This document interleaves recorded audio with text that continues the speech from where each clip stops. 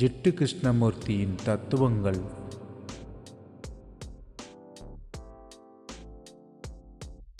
நீங்கள் தனியாக பயணம் செய்ய வேண்டும்.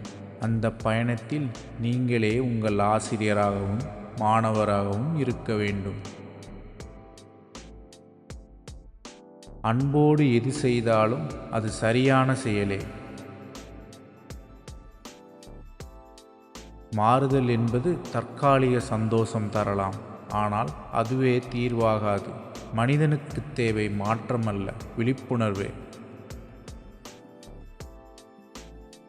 எங்கு அன்பும் கருணையும் உள்ளதோ அங்கு புத்திசாலித்தனம் உள்ளது.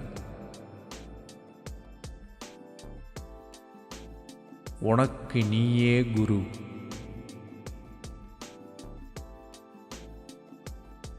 ஒட்டுமொத்த வாழ்க்கையையும் கையாளும் திறன் கொண்ட ஒருங்கிணைந்த தனிநபரை உருவாக்குவதே கல்வியின் மிக உயர்ந்த செயல்பாடு.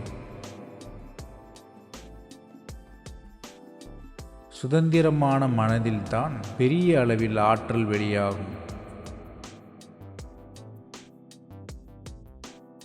காலம் தவறாமை, சுத்தம், செயல் என்று இருந்தால் நமக்கு ஆணையிட யாரும் இருக்க மாட்டார்கள்.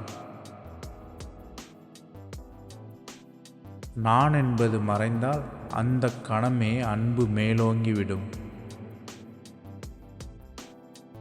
நெகிழ்ச்சி இருக்கும்போது சரி தவறு என்று எதுவும் இல்லை. நீங்களே உங்களுக்கு ஒளியாக இருங்கள்.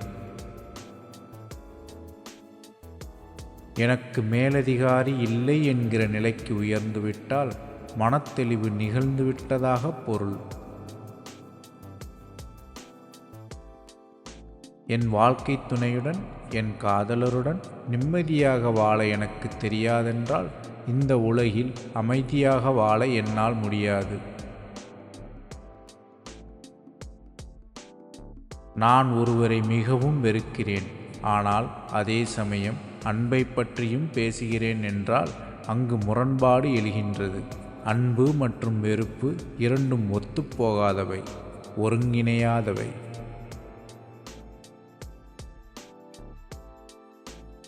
உலகில் தோன்ற வேண்டிய வளர்ச்சியை விட மனிதனின் மனத்தில் மலர்ச்சி தோன்றுவதே முக்கியம். ஒன்று நிகழ்வதற்கு காரணம் என்று ஒன்று இருந்தால் அந்த காரணம் முடிவுக்கு வரும் சாத்தியமும் உள்ளது. எது நடந்தாலும் அதை நிகழ்காலத்தில் சந்திப்பதுதான் நல்லது. எனக்கு தலைமை பண்பில் நம்பிக்கை இல்லை. ஒருவரை வழிநடத்தும் எண்ணமே சமூக விரோதம், ஆன்மீகத்துக்கு எதிரானது என்று நான் நினைக்கிறேன். நீ உலகின் ஓர் அங்கம் அல்ல, நீதான் உலகம். பார்க்கிறவன் பார்க்கப்படுவதிலிருந்து மாறுபடுகிறான். வாழ்க்கை என்பது நதி ஓடுவது போன்றது. வேகமானது, ஓயாது மாறுவது, அசைவில்லாமல் இருக்காது. நினைவாற்றலால், அனுபவத்தினால் ஆன பெரும் கனவுடன் வாழ்க்கையை நீங்கள் சந்திக்கிறீர்கள். ஏதுமாய் இல்லாதிருப்பவனே மகிழ்ச்சியானவன். சிந்திப்பது என்பது மனிதனின் இயல்பு. உங்கள் சொந்த சிந்தனை என்று எதுவும் இல்லை. பாதையற்ற நிலத்தில் பயணி. விளக்கமும் விளக்கப்படுவதும் ஒன்றல்ல. எந்த விதமான போராட்டமும் தன்முனைப்பும் அற்ற நிலையில் இருக்கும் மனமே உண்மையான இறையியல் மனமாகும்.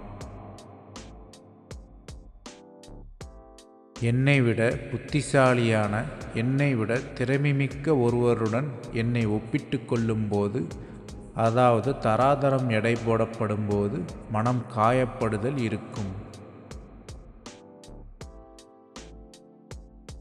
உண்மையை தரிசிக்க விளையும் ஒருவர் முதலில் செய்ய வேண்டியது வெளியுதவி எதையும் நாடாமல் இருப்பதே. மனிதனின் கண்டுபிடிப்புத்தான் கடவுள்.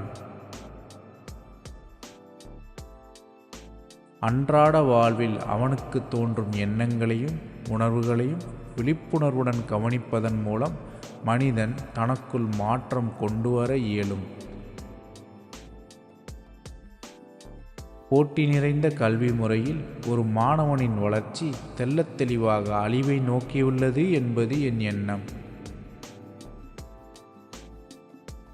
புத்திசாலித்தனம் என்பது அத்தியாவசியமானது என்ன என்பதை உணரும் திறன்.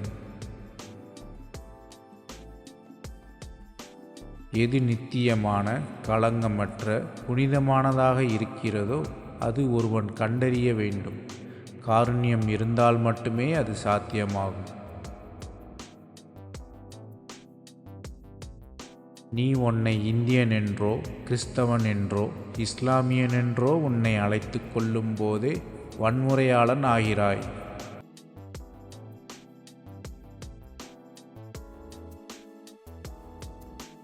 That's all from this video. Thanks for watching.